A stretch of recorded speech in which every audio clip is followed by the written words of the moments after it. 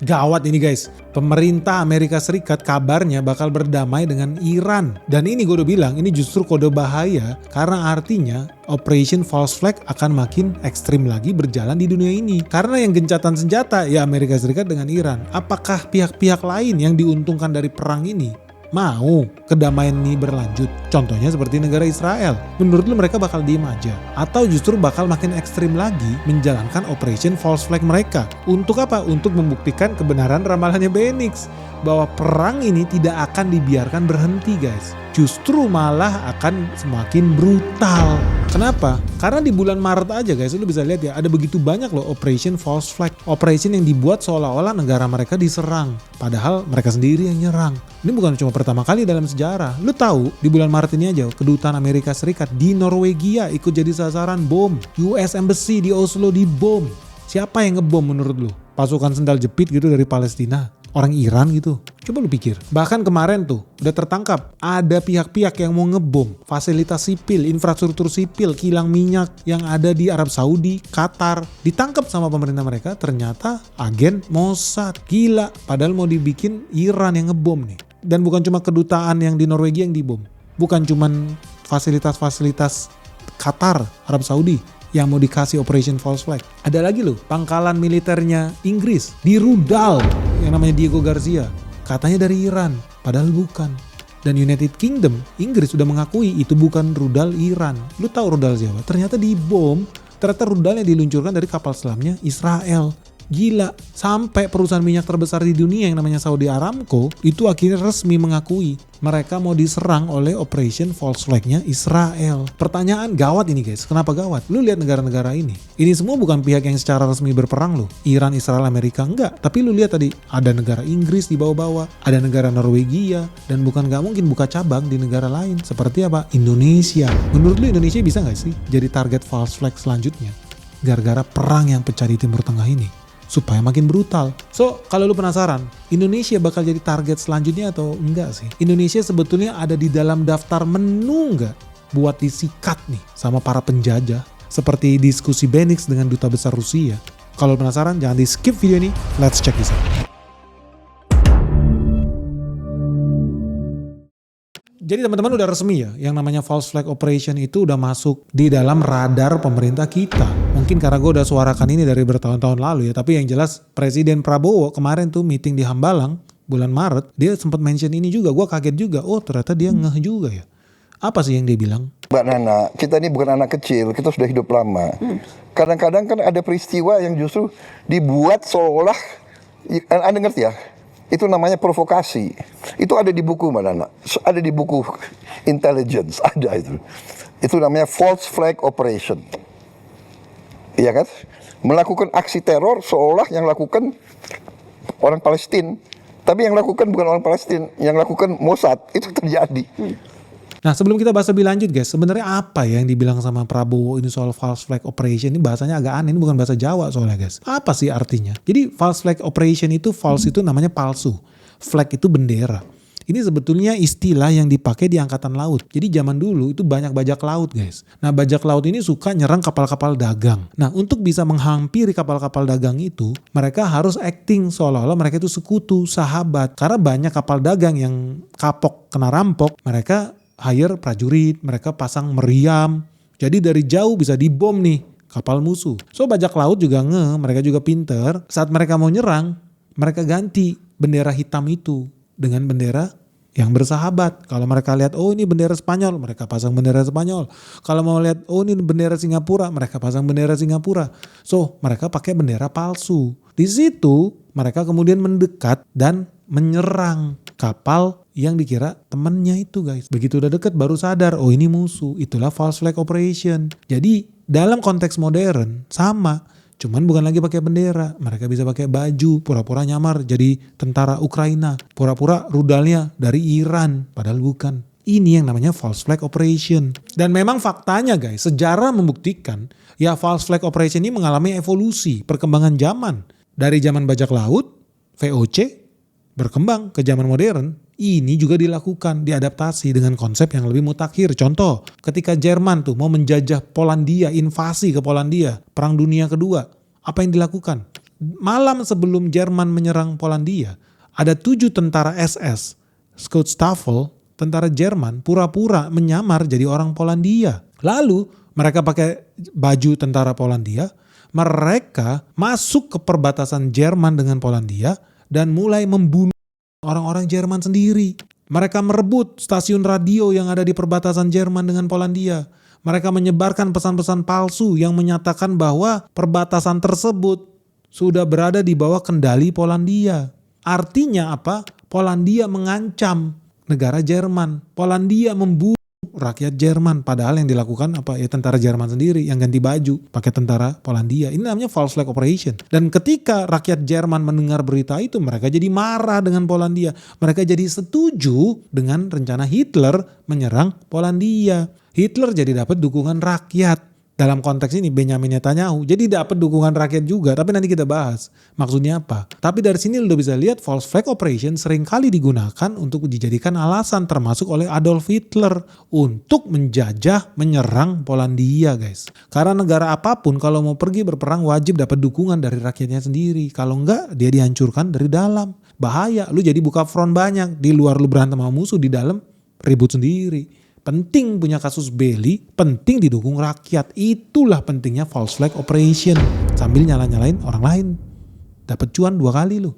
Didukung rakyat dan dapat nyala-nyalain negara lain. Dan ini juga dilakukan oleh sekutu. Di Perang Dunia II di Saint-Nazaire, Angkatan Laut Inggris itu menyamarkan kapal-kapal perang mereka diisi bahan peledak. Diganti catnya, diganti benderanya seolah-olah terlihat seperti kapal Jerman. Terus kapalnya dimasukin ke pelabuhan-pelabuhan di Saint-Nazaire yang ada di Prancis. Setelah itu apa? Dia ledakin guys. Karena pada saat itu Prancis berada di bawah kendali Jerman. Ketika Angkatan Laut Jerman yang ada di Prancis melihat ada kapal-kapal Jerman dikasih masuk ke pelabuhannya. Ternyata isinya bom guys. Hancur pelabuhan-pelabuhan Prancis yang dikuasai Jerman. Jadi semua orang melakukan ini loh. Bukan sesuatu yang ajaib dan unik. Apalagi Iran. Lu tahu 1953 kudeta besar terjadi di Iran. Amerika Serikat dan Inggris bersatu padu menjalankan operasi false flag untuk menjatuhkan rejimnya Muhammad Mossadegh. Kenapa? Karena Mossadegh cinta rakyatnya. Mossadegh mau membela rakyatnya. Mossadegh terpilih secara demokratis menjadi pemimpin di Iran. Dan hal yang dia lakukan apa? Dia jijik. Lihat harta kekayaan sumber daya alam minyak Iran dirampok sama Inggris. So apa yang dia lakukan? Ketika dia mendapat mandat dari rakyat, suara terbanyak, dia mau apa? Nasionalisasi perusahaan minyak Inggris itu. Tapi sekutu tidak suka. Mereka langsung keluarkan propaganda palsu. LSM dibayar, mahasiswa dibayar, bikin demo. Mossadegh ini pengkhianat bangsa, Mossadegh ini koruptor, Mossadegh ini musuh rakyat, dia harus digulingkan. Apa yang terjadi? Operation False Flag, rakyat terbakar emosinya, digulingkan Mossadegh, masuk penjara. Siapa kemudian yang jadi pemimpin Iran?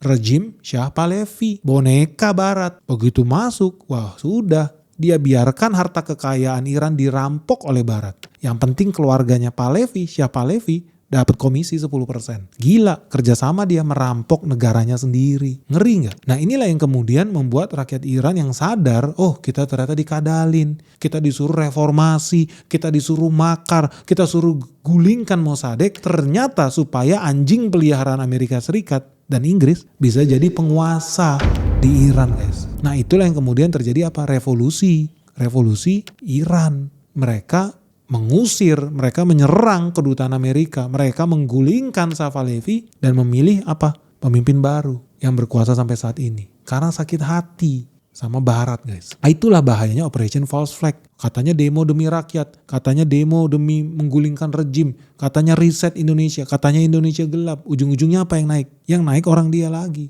Tukang tipu yang baru, antek-antek dia sendiri. Kebohongan lagi. False Flag Operation guys. Dan banyak negara-negara lainnya juga melakukan, ya mau Amerika Serikat, ya mau Jepang, ya mau Jerman, mereka melakukan hal yang sama, false flag operation. Pura-pura pakai baju tentara lain, pura-pura nyuruh orang lokal padahal dia sendiri, pura-pura bikin demonstrasi besar Padahal dia boncengin. Itu false flag operation guys. Tapi guys, ada satu negara nih yang ahli banget melakukan operation false flag. Ahli banget, sangat jago, sangat handal dan udah bisa melakukan itu berulang-ulang tanpa terdeteksi. Bahkan ketika terdeteksi pun mereka bisa lolos. Negara apa guys? Lu penasaran gak? Salah satu operation false flag yang paling hebat itu di tahun 1946 di Yerusalem. Pada saat itu Palestina berada di bawah kendali pemerintahan Inggris. Dan pemerintahan Inggris berkantor di King David Hotel. Ini hotel besar di Yerusalem, jadi markasnya tentara Inggris, markasnya pemerintah Inggris. Lu mau bikin KTP, paspor, lu datang ke sana.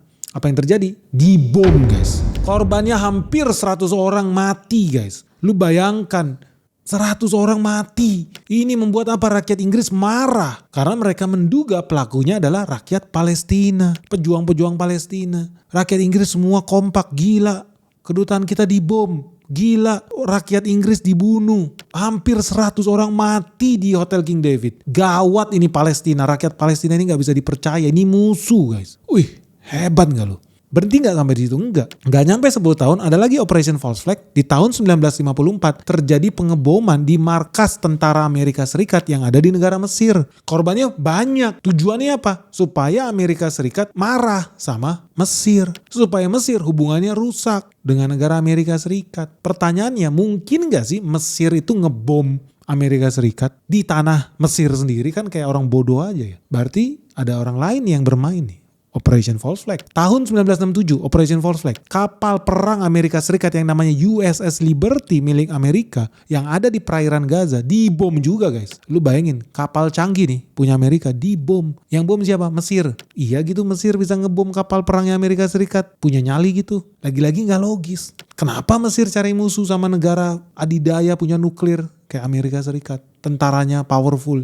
Gak logis. Tapi ya sudah. Terus ada lagi tahun 2001. Di gedung DPR Meksiko. Mau dibom. Rakyat di sana panik. Kok ada pemboman? Kenapa Meksiko diserang? Siapa yang mau menghancurkan kita? Disalahin Pakistan. Pakistan mau menyerang Meksiko. Padahal bukan guys. Karena pelakunya apa? Pegang paspor Pakistan. Pelakunya mukanya kayak orang Pakistan. Pelakunya bisa bahasa Pakistan. Dan pelakunya ketika ditangkap mengaku orang Pakistan, tentara Pakistan. Ada dokumennya. Tapi ternyata setelah diperiksa bukan Pakistan. Sama seperti kapal perang Liberty. Bukan orang Mesir pelakunya. Siapa guys? Dan ini berlanjut sampai tahun ini 2026. Lagi-lagi Operation False Flag. Ada orang-orang pihak tertentu yang mau melakukan pengeboman di Arab Saudi, di Qatar. Tapi sayangnya tertangkap dan terungkap. Ini jurnalis Amerika Serikat si Tucker itu udah bongkar. Ada negara ternyata yang bermain. Yang mau mengadu domba kawasan Timur Tengah supaya makin panas lagi. Siapa nih guys yang ahli melakukan Operation False Flag? Negara apa nih menurut kalian? Tolong dong bantu jawab. Kalau lu gak ngerti dan masih bingung, gak usah khawatir. Karena udah terungkap, BBC udah lakukan investigasi. Siapa pelaku sebenarnya di tahun 1946 yang mengebom kantor pemerintah Inggris di Palestina, di Yerusalem. Ternyata tentara Israel sendiri yang melakukan pengeboman di King David Hotel. Padahal saat itu Israel mesra, sahabat, sekutunya Inggris. Tapi dia ngebom markas Inggris, kedutaan Inggris. Kantor pemerintahan Inggris yang di Yerusalem dibom sama sekutunya sendiri. Supaya apa? Rakyat Inggris makin benci sama Palestina. Rakyat Inggris makin percaya sama Israel. Apakah ini terbukti efektif? Iya. Saat itu belum ada badan intelijen Mossad guys. Karena kejadian di tahun 1946 ini adanya ya pasukan paramiliter Israel yang namanya Haganah dan Irgun. Mereka mengirim anak-anak muda mereka yang masih berusia 20 tahun namanya Gideon dan Gidi untuk menjalankan operasi Maloncik yang artinya Little Hotel atau hotel yang kecil. Namanya cute nih guys. Little Hotel nih. Maloncik, Operation Chick namanya. Tapi dampaknya tragis karena hampir 100 orang mati. Operasi ini sangat terorganisir karena tidak terdeteksi sama Inggris. Inggris selama bertahun-tahun tetap percaya bahwa Palestina ini adalah organisasi yang ekstrim. Harus dibinasakan. Mereka tidak sadar bahwa sebetulnya yang membunuh mereka adalah sekutunya sendiri. Dan agen-agen Haganah Irgun ini memang udah lama beroperasi di sana di komunitas Yahudi yang ada di Palestina. Yang saat itu masih di bawah Inggris. Dan begitu hebatnya operasi False Flag di King David Hotel, organisasi Haganah justru menjadi leluhur cikal bakal lahirnya tentara Israel yang namanya IDF, Israel Defense Force. Kenapa? Karena mereka berhasil ngebom tentara Inggris. Mereka berhasil menciptakan kebencian rakyat Eropa terhadap bangsa Palestina. Begitupun dengan organisasi Irgun yang juga terlibat dalam pengeboman King David Hotel. Ini udah berulang kali melakukan serangan-serangan nih terhadap pihak Arab, tapi juga di belakang layar terhadap Inggris sendiri. Jadi mereka dianggap sebagai pejuang kemerdekaan, padahal sebenarnya bisa jadi justru kelompok teroris karena hobinya membunuh sekutunya sendiri guys, untuk melahirkan bibit-bibit kebencian nih terhadap orang Arab, terhadap bangsa Palestina guys. Nah ini bukan berakhir di tahun 1946 juga. Di tahun 1954 lagi-lagi Israel tertangkap tangan melakukan pengeboman di markas Amerika Serikat yang ada di Mesir tadi loh. Dan ini terbukti ketika Menteri Pertahanan Israel terpaksa mengundurkan diri, namanya Pinhas Lavon. Kenapa? Karena dia tertangkap tangan, terbongkar. Dialah yang mendalangi operasi intelijen yang sangat licik ini. Dia mau mengadu domba Amerika Serikat dengan Mesir supaya saling berperang. Karena kalau lu punya akal otak yang waras, ya nggak mungkin lah lu negara Mesir lu ngebom kedutaan Amerika, lu bunuh tentara Amerika di tanah lu sendiri. Ya kan konyol. Pasti ada orang yang bermain. Pasti tujuannya apa? Merusak hubungan Amerika dan Mesir. Jadi ceritanya ini bermula di tahun 1954 guys. Saat itu Mesir terjadi serangkaian ledakan, banyak ledakan. Di kota Alexandria, di kota Kairo. Targetnya apa? Kantor pos, stasiun kereta api, terminal, bioskop, bahkan konsulat, fasilitas-fasilitas milik Amerika Serikat. Itu banyak yang dibom. Dan ujung-ujungnya apa? Peristiwa bombardir ini memicu kekacauan politik dan krisis kepercayaan terhadap pemerintah Mesir yang saat itu dipimpin Gamal Abdul Nasir. Dan memang Washington hampir berperang dengan Mesir. Nah untungnya guys, dalam beberapa hari pihak yang berwenang berhasil menangkap Philip Nathanson, pelaku pemboman yang kemudian terbukti adalah anggota Badan Intelijen Israel. Dan setelah dilakukan penyelidikan lebih lanjut, ternyata jaringan ini sangat luas sekali. Ada lebih dari 13 agen Israel di Mesir yang terlibat dalam aksi sabotase ini. Ternyata mereka punya codename yang namanya Operation Susana guys. Nah peristiwa ini guys bahkan dicatat sama Leonard Weiss dalam bukunya yang namanya Levon Affair, How a False Flag Operation Led to War and the Israel Bomb. Jadi di sini ditulis secara gamblang tentang operasi false flag yang punya tujuan rahasia mengomporin Amerika Serikat supaya menyerang Mesir. Dan kenapa Israel kesel banget sama Mesir? Wajar aja, karena pada saat itu pemimpin Mesir Gamal Abdul Nasir sangat dekat dengan Presiden Amerika Serikat Dwight Eisenhower. Dan bisa jadi mereka menjadi mitra strategik. Israel gak seneng nih. Mereka gak mau senjata-senjata militer Amerika Serikat bisa dibeli oleh Mesir. Yang ujung-ujungnya bisa dipakai sama Mesir buat menyerang negara Israel. So Israel lakukan segala cara supaya hubungan kedua negara ini jelek guys.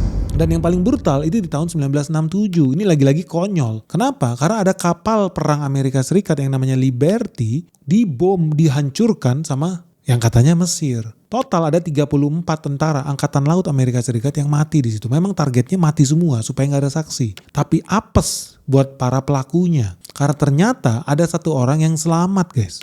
Halo guys, ngeri banget ini guys. Market terus-menerus nyungsep, merah membara dan crash di mana-mana. Nah, buat teman-teman yang merasa bingung nih gimana cara melewati navigasinya nih. Peperangan yang terjadi di Iran bentar lagi buka cabang di Asia. Kalau lu nggak siap guys, lu jangan kaget kalau lu harus berpisah dengan harta kekayaan lu. Nah, terus gimana kalau teman-teman yang masih belum tahu dan belum tahu gimana caranya bersiap menuju dunia yang makin kacau ini? Jangan sampai lu investasi lu terganggu. Segera gabung di Benix Investor Group. Karena apa yang terjadi di market crash hari ini, merah membara, sudah gue share dari tahun lalu. Dan hari ini semua berjalan sesuai skenario yang gue ajarin. So buat teman-teman yang pengen tahu gimana caranya cari cuan ya di era perang dunia 3 ini, segera daftarkan dirimu sekarang juga hanya di www.benix.id. Karena cuma di sini ya kita bakal ajarin lu gimana cara investasi yang benar. Kita bakal ketemu dengan direksi-direksi perusahaan top yang ada di Indonesia. Kita akan ajak lu buat site visit, temu emiten, bahkan kita ada acara sebentar lagi gala dinner bersama seluruh investor di Benix Investor Group. So tunggu apa lagi guys? Orang dari luar negeri aja berbondong-bondong buat ikut Benix Investor Group. Masa lu ketinggalan? Benny Batara, the founder of the Benix Investor Group. Yuk buruan segera daftar di Benix Investor Group sekarang juga.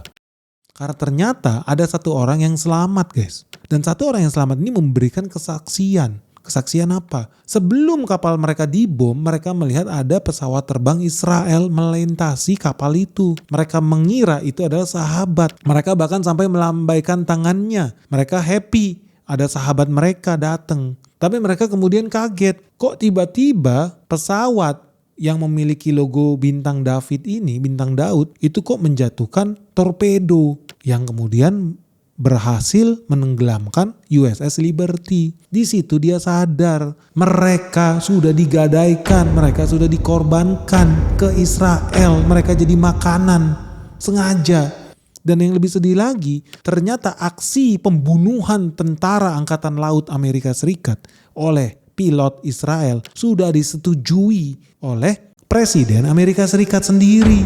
Jadi di bulan Juni 1967, Pentagon secara resmi mengirim kapal perang USS Liberty dari Spanyol untuk berlayar ke Gaza guna memonitoring progres tentara Israel dalam menaklukkan negara-negara Arab. Nah, karena tugasnya cuma monitoring, udah disuruh Pentagon, USS Liberty, kapal perang ini gak boleh bawa senjata guys. Dia cuma boleh datang lihat aja, mantau aja. Ternyata di belakang layar, Menteri Pertahanan Israel saat itu yang namanya Moshe Dayan, itu gak setuju dengan gencatan senjata. Mereka pengen tetap bisa melanjutkan perang supaya bisa merebut dataran tinggi Golan dari Syria. Jadi mereka wajib membuat situasi makin panas. So, Moshe Dayan telepon-teleponan sama Presiden Amerika Serikat. Gimana caranya ya supaya situasi makin panas. Supaya Israel bisa dapat wilayah baru. Supaya Israel berhak menyerang negara-negara lain. Akhirnya Moshe Dayan diberikan persetujuan oleh Presiden Amerika Serikat sendiri buat ngebom, buat nyerang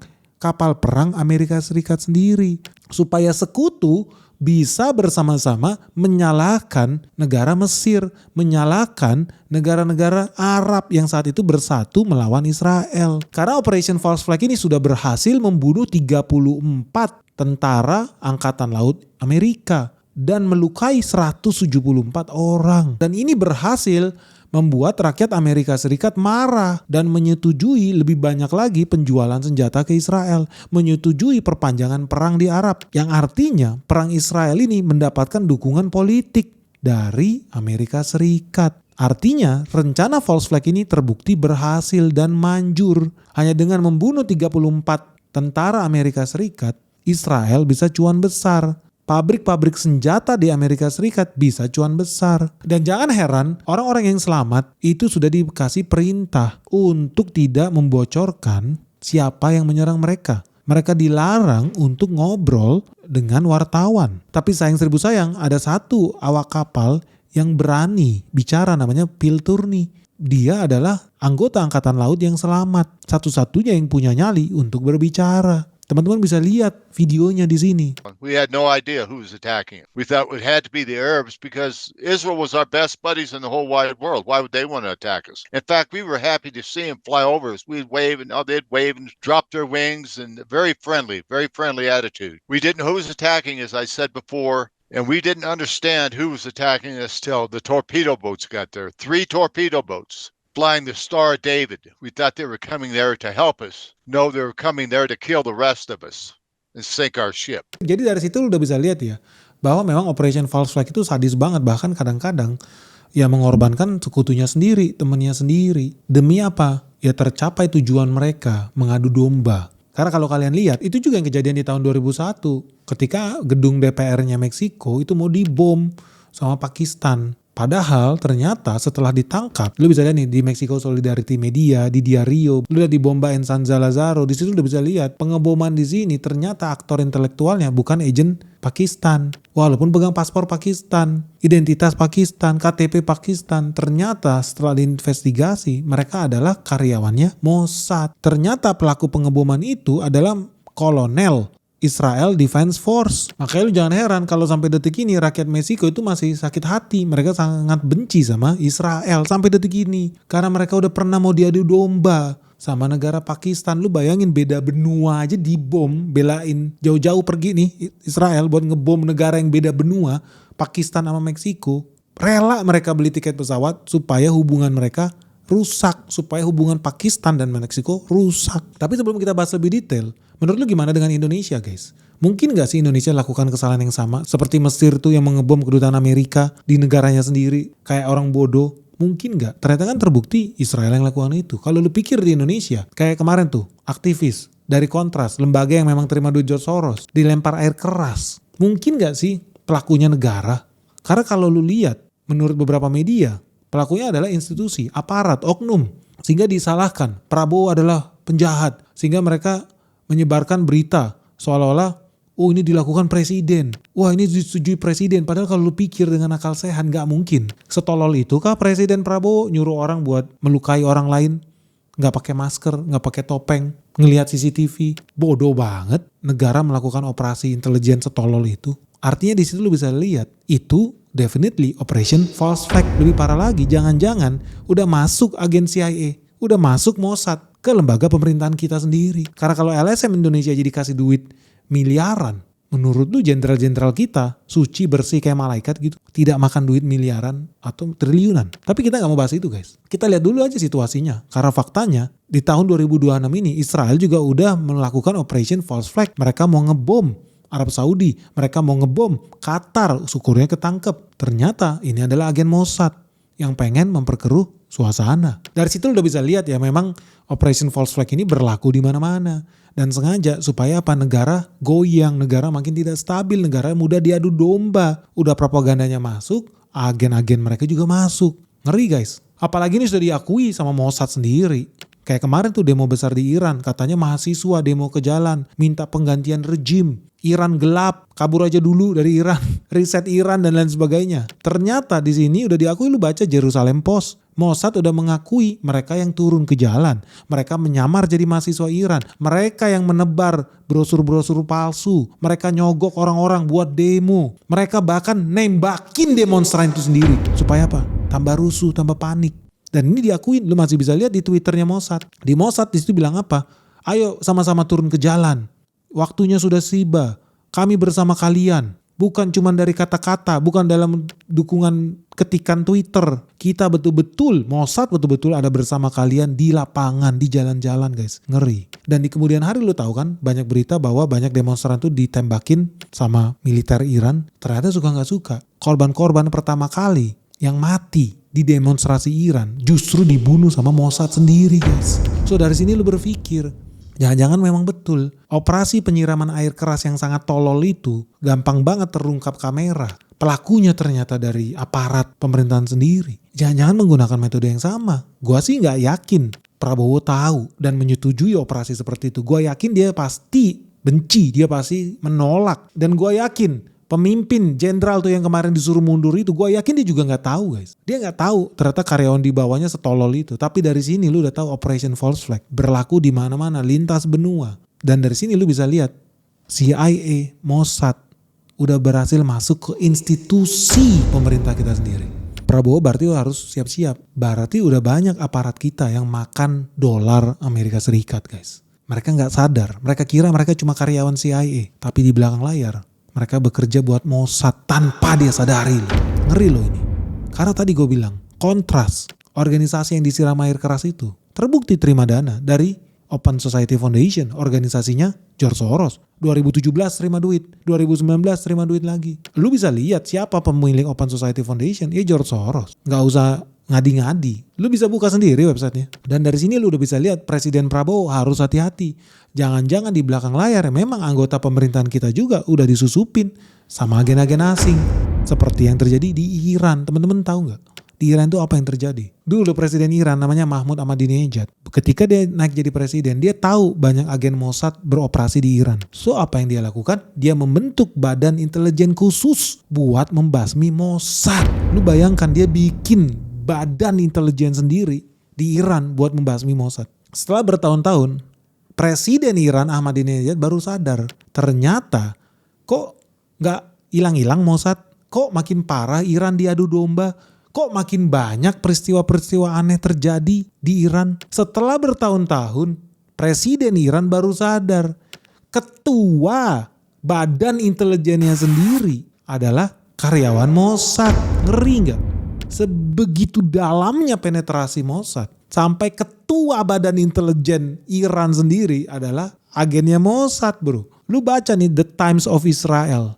Surat kabarnya Israel. Kepala badan intelijen Iran yang bertugas untuk melawan Mossad ternyata adalah agen Israel. Ngeri guys. Dari sini udah bisa lihat kalau direktur badan intelijen aja, agen ganda double agent di Iran, Dan mereka baru sadar setelah bertahun-tahun. Menurut lu di Indonesia gimana? Jadi ini kode keras nih buat Prabowo. Kalau gua melihat peristiwa penyiraman air keras ke aktivis kontras peliharaan George Soros itu, menurut gua, karena kalau betul itu yang melakukan adalah pemerintah Indonesia seperti berita hoaks di luar sana. Bahwa Andri Yunus orang baik, titik. Dan semua orang tahu kebaikan dia selalu dengan keramahannya. Dan keramahannya itu bisa berubah jadi marah ketika negara bertindak tidak wajar kepada warga negaranya. Hari ini negara memperlakukan Andri Yunus dengan tidak patut. Hari ini negara memperlakukan Andri Yunus dengan tidak patut.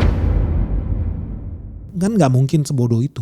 Gak mungkin lah. Pasti pakai masker, pasti pakai topeng, pasti pakai helm. Dari sini lu bisa lihat. Dan ini kenapa kemarin gue ketemu sama teman-teman kita dari LSM itu. Mereka hari ini ketakutan karena mereka sendiri sudah sadar pelaku sebenarnya, aktor intelektualnya bukan aparat kita. Pelaku sebenarnya adalah anjing peliharaan George Soros. Jadi mereka rela bunuh orang-orangnya sendiri, bunuh karyawannya sendiri, rela serang karyawannya sendiri ya seperti yang terjadi di Mesir, di Yerusalem. Mereka ngebom sendiri, mati biarin. Mereka cuma anjing peliharaan. Dan anjing-anjing peliharaan George Soros hari ini mungkin happy-happy. Terima duit $3 juta, $5 juta dari George Soros. Jual negara Indonesia, berkhianat buat Indonesia. Happy mereka. Tapi lu jangan salah. Bos lu tuh juga rela ngebantai lu sendiri. Supaya apa? Situasi makin panas. Supaya apa? Rakyat Indonesia tidak percaya sama pemerintahnya. Mereka sengaja mengadu domba kita dengan institusi kita sendiri. Padahal seharusnya gak sebodoh itu institusi kita. Itu bukti kita udah disusupin sama asing guys. Dan Prabowo harus berani bersih-bersih. Dia harus segera meniru Cina. Apa yang dilakukan Cina? Xi Jinping sampai detik ini belum berani nyerang Taiwan. Karena dia tahu militer mereka sudah dimasukin sama CIA. So apa yang dilakukan Cina? Dia pecat jenderal-jenderal di sana. Dia pecat kolonel-kolonel di sana. Dia pecat banyak tentara-tentara berpangkat tinggi di sana. Bersih-bersih. Ribuan orang guys. Singkirkan. Bersih-bersih. Prabowo punya nyali gak lakukan itu? Sadar gak lo udah dikhianatin dari dalam? Peristiwa penyiraman air keras itu adalah bukti institusi kita, bukan cuma LSM yang terima duit jutaan dolar. Gua yakin institusi kita udah dipenetrasi sama CIA. Yang ujung-ujungnya apa? Lu tahu CIA juga isinya cuman karyawannya Mossad. Tapi yang jadi pertanyaan guys, menurut lu punya nyali gak negara kita seperti Cina? Jerman aja nih dewe nih udah memberitakan kok. Cina itu punya nyali membunuh jenderalnya sendiri, membunuh tentaranya sendiri yang terbukti bekerja untuk CIA.